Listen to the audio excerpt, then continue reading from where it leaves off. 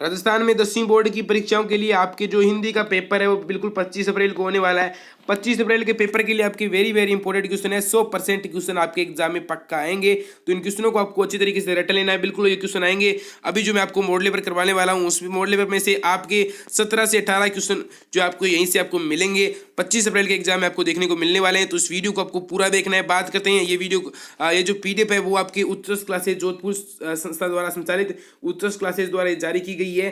तो इसमें से आपके बिल्कुल ज़्यादा क्वेश्चन आते हैं। तो इस जो पीडीएफ को आपको टेलीग्राम चैनल पर उपलब्ध करा दिया जाएगा और इसके हल सहित आपको यहाँ पर देखना है। बिल्कुल यहाँ पर इसका सोल्व कराया जाएगा। क्वेश्चन काफ़ी क्वेश्चन है वो इंपॉर्टेंट लगवाए जाएंगे, तो इन क्वेश्चनों को आपको अच्छी तरीके से देखना है। ये कुछ आपके सामान्य निर्देश है, इनको भी आपको अच्छी तरीके से पढ़ लेना है। बात करते हैं, पहले आपका आएगा अपठित। आपको पता है अपठित गंध्यास, तो अपठित गंध्यास को किस प्रकार से हल करना है उसके बारे में बात करेंगे। अपठित गंध्यास को हल करने के लिए आपको कुछ इस प्रकार से गंध्यास को पढ़ना है अच्छी तरीके से। इसका शीर्षक आपको कहाँ मिलेगा, ये बच्चों को काफी समस्या आती है।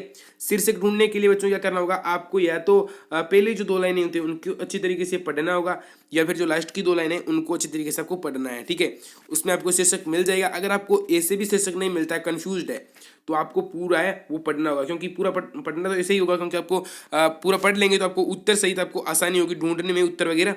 तो पहला है, जिंदगी वही जीता है जो केवल जीतना जानता है, जिसमें आत्मविश्वास हो या फिर जो कठिनाइयों से बचता है। तो इसमें कहा गया है जिसमें आत्मविश्वास हो, जिंदगी वही जीता है। ख आपके इसमें राइट आंसर होगा। आपको ये सभी प्रश्न जो है गद्यांश में से मिल जाएंगे। दूसरा है, लेखक ने मनुष्य जीवन को क्या माना है। बिल्कुल आपको बताना है, लेखक है उसने मनुष्य जीवन को क्या माना है। तो लेखक ने मनुष्य जीवन को संग्राम माना है। ठीक है। वो तीसरा है, सबसे बड़ा अपराध क्या है। सबसे बड़ा अपराध क्या है, हार जाना, हार कर गिर जाना, गिर कर न उठना, ठोकर खाकर गिरना। तो सबसे जो है बड़ा अपराध क्या है, सबसे बड़ा अपराध है आपकी गिर कर न उठना। ठीक है। चौथा है, मनुष्य के संदर्भ में सबसे अच्छी बात क्या है। मन के सकारात्मक विचार, मन की चंचलता किस प्रकार से, ये कौन सी है जो, तो वो है आपकी जो मन के है, आपके मन के जो सकारात्मक विचार है वो इसकी सबसे अच्छी बात है मनुष्य के संदर्भ में। पांचवा है, आपकी व्यक्ति के जीवन का मूल मंत्र क्या है। ये प्रश्न आपकी इंपॉर्टेंट रह सकता है। और ये जो प्रश्न है, व्यक्ति के जीवन की जो मूल मंत्र है वो कौन सा है आपको बताना है। सूर्य का प्रकाश, मनोबल, तो इसका जो मूल मंत्र है वो क्या है, 500 का पूछ रहे हैं, तो इसका है मनोबल। ठीक है, ख आपके इसमें राइट आंसर होगा। और अगला है आपके जो पंद्यास आएगा, बिल्कुल आपको इस प्रकार से पंद्यास आने वाला है। इस पंद्यास को क्या करना है, आपको अपनी भाषा में ट्रांसलेट करना है। जो भी आप जैसे भी समझते हो उस भाषा में आपको ट्रांसलेट कर लेना है पूरे के पूरे को आपको। और ये जो ज़्यादा हार्ड भाषा भी स्किप नहीं आएगी। तो इस पंद्यास को पूरा पढ़ने के बाद इनके प्रश्नोत्तरों के बारे में बात करते हैं। आपका छठा प्रश्न है, कवि के अनुसार जीवन में क्या है। क्या जीवन में इसमें क्या पूछा गया छठे में, तो कवि के अनुसार जीवन में सुख दुख दोनों आते जाते हैं। मतलब यहाँ पर गए आपकी इसमें राइट आंसर हो जाएगा। सातवां, यह कविता मूलतः क्या है, भावपूर्ण है, निराशावादी है, सामाजिक है या फिर स्वार्थी है। तो ये जो कविता है बिल्कुल वो सामाजिक है। ठीक है, गए आपकी इसमें राइट आंसर हो जाएगा। अगला जो आपकी 8वां क्वेश्चन है, बिल्कुल ये इंपॉर्टेंट क्वेश्चन है 8वां। इसमें पूछ रहा है कि अंतिम अनुच्छेद में कवि का स्वर कैसा हो गया था, तो आपको बताना है। तो अंतिम अनुच्छेद में कवि का जो स्वर है वो प्रेरणादायी है। ठीक है, प्रेरणादायी हो गया था बिल्कुल। वो आपके 9वां क्वेश्चन है, उगता ढलता रहता सूरज का आशय क्या, आपको बताना है। तो उगता ढलता रहता सूरज का आशय क्या है, ये आपको बताना है। तो इसका आशय सुख दुख आते जाते रहते हैं। मतलब सूरज भी आप पता है उगता है ढलता है, मतलब सुख दुख है वो जीवन में आते जाते रहते हैं। घे आपकी इसमें राइट आंसर होगा।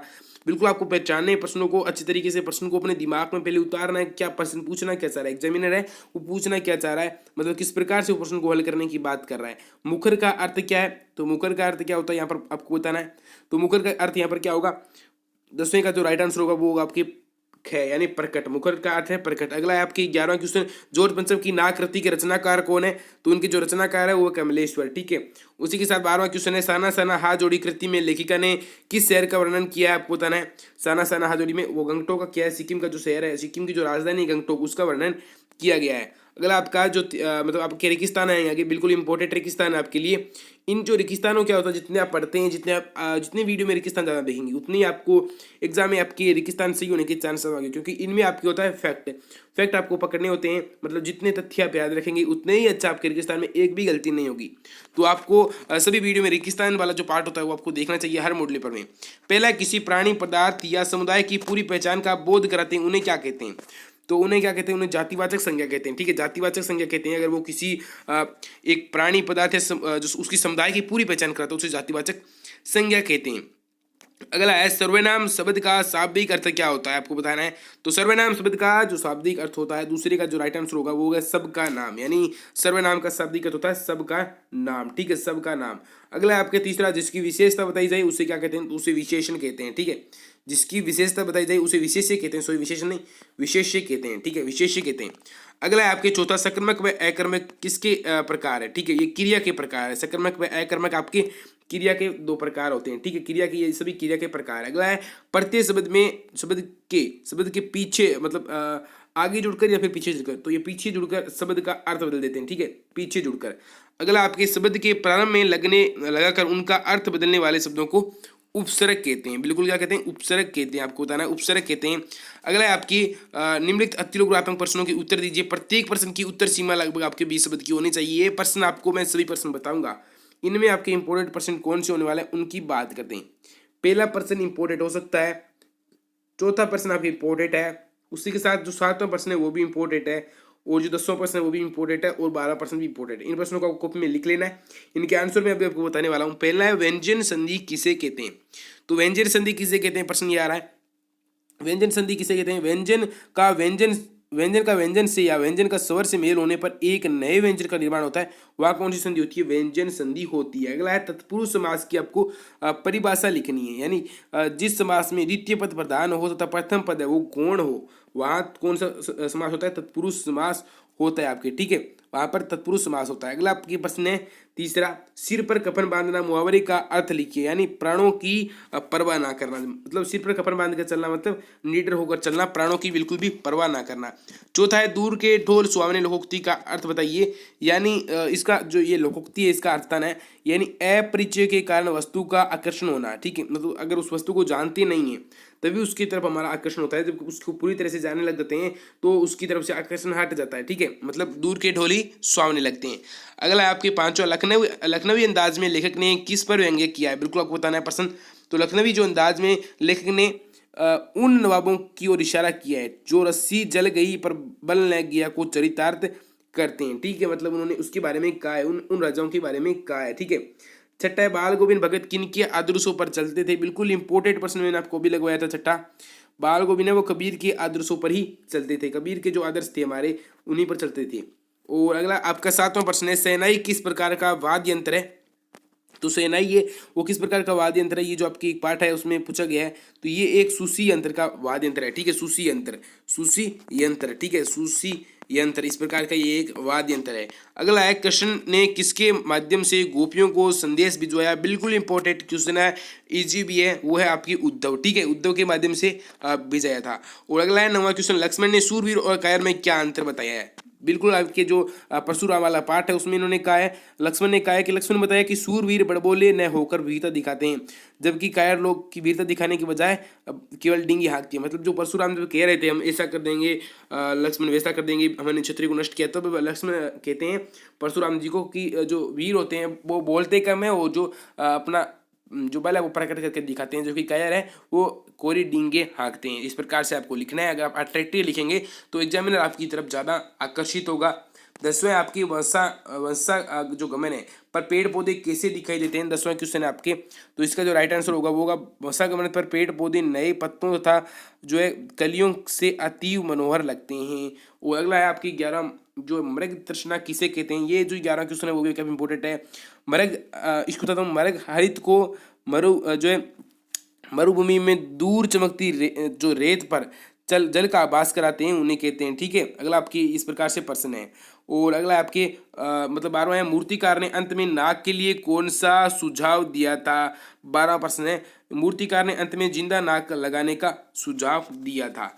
आपके इस प्रकार से 12 प्रश्न हो गए। आगे के प्रश्न है वो भी आपके काफी इंपॉर्टेंट है, मूर्ति देकर लेखक को क्या क्या स्मरण होता है, मूर्ति रूप में नेताजी कैसे लग रहे थे, बिल्कुल ये प्रश्न है। मूर्ति देकर लेखक को दिल्ली चलो और तुम मुझे खून दो जैसे नारों को स्मरण होता है, मूर्त रूप में नेताजी सुकुमार और सुंदर ले रहे थे, ठीक है, ये आपको बताने। सेनाई की तुलना किससे की गई और क्यों, 7वां प्रश्न है आपकी, सेनाई की तुलना दक्षिण भारत के मंगलवाद्य यंत्र जो नागस्वरम से की गई है, क्योंकि नागस्वरम की तरह ही सेनाई से भी प्रभाती की मंगल ध्वनि की स्वयं पूरक है। बिल्कुल आपके सेनाई वाला जो इसमें से ये क्वेश्चन इंपॉर्टेंट होने वाला है। अगला है कन्यादान कविता में वस्त्र और आभूषणों को शाब्दिक भ्रम क्यों कहा गया है, बिल्कुल आपका 10वां पार्ट है।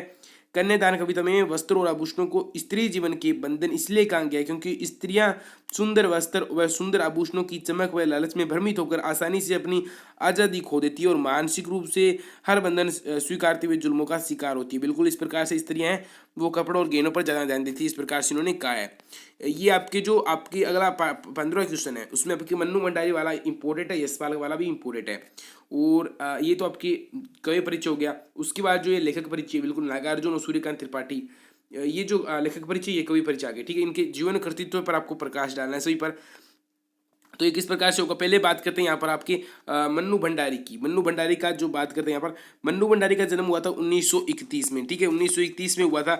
कहाँ हुआ था, गांव था बानपुरा, जिला मंदसौर, मध्य प्रदेश में हुआ था। परंतु इनकी जो इंटर तक की शिक्षा दीक्षा राजस्थान के अजमेर शहर में हुई थी। बाद में इन्होंने हिंदी में एमए किया। दिल्ली के जो मिरांडा हाउस कॉलेज में अध्यापन कार्य से अवकाश प्राप्ति के बाद आजकल दिल्ली में ही रहकर सुंदर लेखन कर रही है मन्नू भंडारी। तो इस प्रकार से इनका आपको लिखना है। इनकी कहानी संग्रह थे जो एक प्लेट से लाभ में हार गई, यही सच है, त्रिशुंक, ये इनके कहानी संग्रह थे। आपकी बेटी माबोजी इनके उपन्यास थे। इसके अलावा उन्होंने फिल्म व जो है टेलीविजन धारावाहिकों के लिए पटकथाएं भी लिखी थी मन्नू भंडारी ने। एक रजनी वाला भी उन्होंने नाटक चलाया था जो कि 11वीं क्लास में आपके लगा हुआ है। और अगला है 16 सूर्यकांत त्रिपाठी निराला के बारे में। तो सूर्यकांत त्रिपाठी जो निराला है उनका जन्म हुआ था बंगाल जो है बंगाल के महिषादल में सन 1899 में हुआ था। वे मूलतः कहाँ थे, गड्डाखोला जिला जो उन्नाव उत्तर प्रदेश के निवासी थे।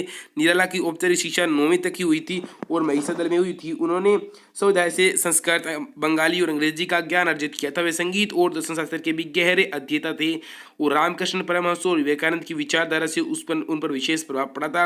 और 1961 में ही उनका देहांत हो गया था, बिल्कुल याद रखना है। और उनकी जो प्रमुख काव्य रचना है वो है अनामिका, परिमल, गीतिका, कुकुरमुता और नए पत्ते, ठीक है। उपन्यास इनके कहानी और आलोचना निबंध में इनकी जो ख्याति है वो अस्वर्णीय यानी भूलने योग्य नहीं है। निराला रचनावली के 8 खंडों में उनका संपूर्ण साहित्य प्रकाशित है। बिल्कुल आपके इस प्रकार से लिखने हैं। आगे आपके 6 प्रश्न व्याख्या करनी है आपको। 17वां जो आपके लेसन है उसमें आपको बताना है कि प्रस्तुत जो गंध्यास है वो लेखक यतीन्द्र मिश्र द्वारा रचित नौबत खाने में जो इबादत पाठ है उससे लिया गया है और इसकी जो व्याख्या आपको करनी है। अगला जो ये कहाँ से लिया गया आपको बता देता हूँ।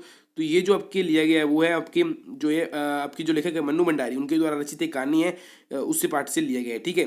और अगले आपके जो आगे क्या आपके इंपोर्टेंट रहने वाले हैं यहाँ पर उसके बारे में बात करते हैं। आपकी पठित पंद्यास आएंगे, इनकी 6% व्याख्या करनी है और इसके लिए मैं एक अलग से वीडियो बना दूंगा 6% व्याख्या वाला। आपको इस चैनल को जरूर सब्सक्राइब कर लेना है, आपके लिए आता रहेगा। आगे आपके कुछ निबंध आने वाले हैं जैसे कि ये इंपोर्टेंट निबंध आपकी भारतीय संस्कृति में पर्यावरण संरक्षण, प्रस्तावना, वृक्ष संरक्षण, नदी पर्वत संरक्षण, उपसार, ये आपके मतलब भारतीय संस्कृति में पर्यावरण, नारी सशक्तिकरण, कोरोना वायरस, 21वीं सदी की महामारी, ये आपके आ चुके हैं और ये आएंगे। मेरा नाम रमेश है, आप रूपनगर जोधपुर के हैं। आपके क्षेत्र में अनियमित जो है बिजली कटौती की समस्या रहती है, इस कारण आपको इनमें प्रार्थना पत्र लिखना है।